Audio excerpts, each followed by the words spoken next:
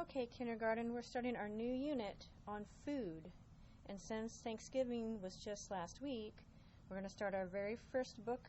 It's titled One is a Feast for a Mouse, A Thanksgiving Tale by Judy Cox. She's the author, illustrated by Jeffrey Ebler. He's the illustrator. He created the pictures.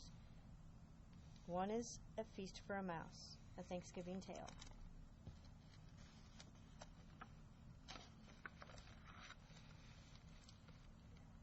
And this is a fiction book, kindergarten.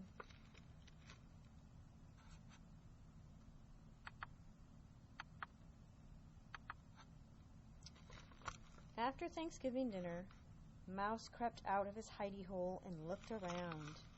He's up here at the top.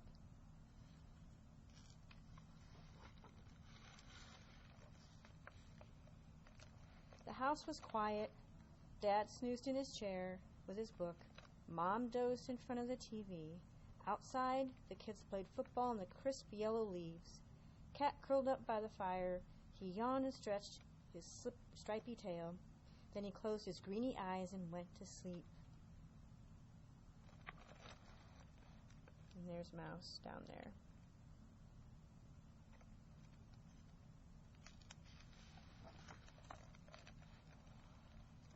Mouse scampered up the tablecloth. Thanksgiving leftovers were still on the table. So much to eat. Here he is, right here.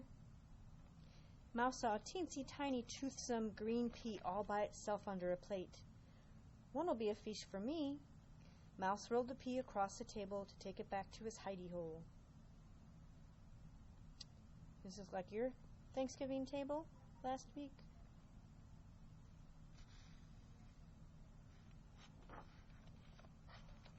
But his eyes were bigger than his stomach.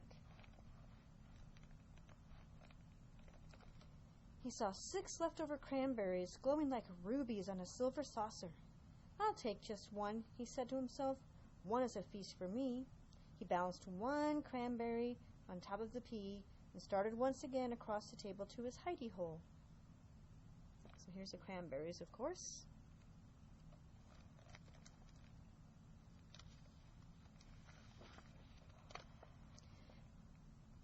Just then, he saw 3 olives, black and shiny on a dish. I'll just take one, he thought. One is a feast for me. He put the olive on top of the cranberry, on top of the pea, and carried the tidbits across the table.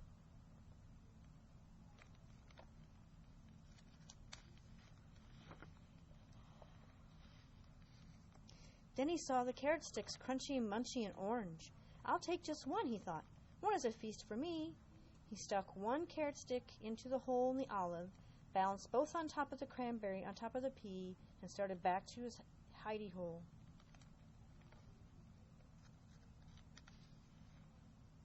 And it's showing us how this looks in the candlestick, the glass candlestick.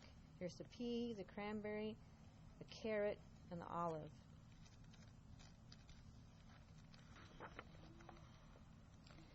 Then he saw the mashed potatoes. Mouse potatoes.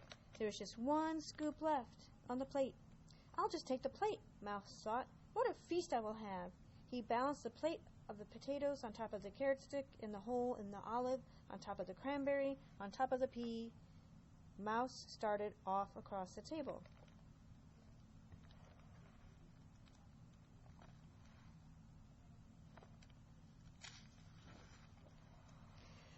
Then he saw the gravy, brown and luscious in the silver gravy boat. Gravy for the mouse potatoes, he thought. I must have that for my feast.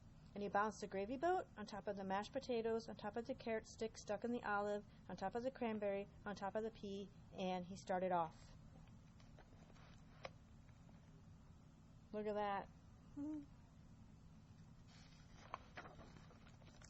But then he spotted the pumpkin pie. One slice of pie, brown and dimpled, with a collar of fluffy cream. So he balanced the pie on top of the gravy boat, on top of the mashed potatoes, on top of the carrot stick stuck in the hole in the olive, on top of the cranberry, on top of the pea, and he started off across the table. There's the pie.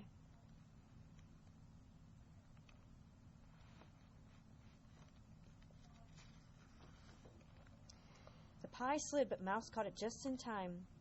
Mouse bobbed and bobbled across the tablecloth on his way to his hidey hole for his Thanksgiving feast. He didn't see Cat creeping closer and closer. Look at all that balancing he's doing.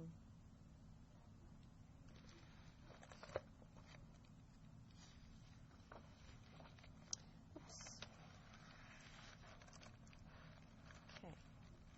So I'm going to show you the pictures first. And then I'm going to read the words. But Mouse saw the turkey, brown and juicy, surrounded with parsley. Much was gone, but there was enough left for a mouse feast, or even two. And I'll just add that, thought Mouse, and he carefully placed the turkey platter on the very top of his pile. On top of the pie, on top of the gravy, on top of the mashed potatoes, on top of the carrot stick stuck in the hole in the olive, on top of the cranberry, on top of the pea.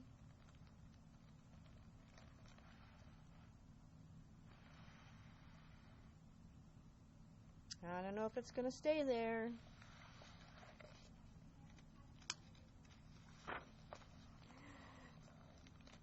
He started off across the table to his hidey hole, and there at the table's edge he met Cat.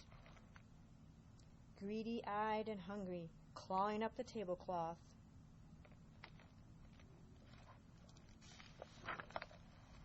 Mouse skidded to a stop. The turkey wibbled and wobbled, slid and slipped. Mouse danced to keep his feast balanced, pirouetted like a ballerina, juggled like a platter spinner. But off slid the turkey, whoosh, with a plop, landing smack on Cat.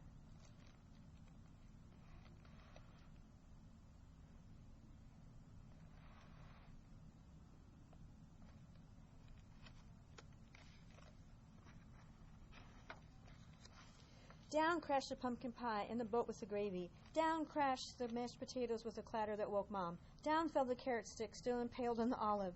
Down went the cranberry, which rolled, leaving a red track across the tablecloth. Down went the pea, all catterwampus off the table, rolling onto the floor. Off scampered Mouse as quick as a bandit, back to his hidey hole ahead of Cat. Let's take a minute to look at all this stuff in the air. Oh my goodness. What a mess.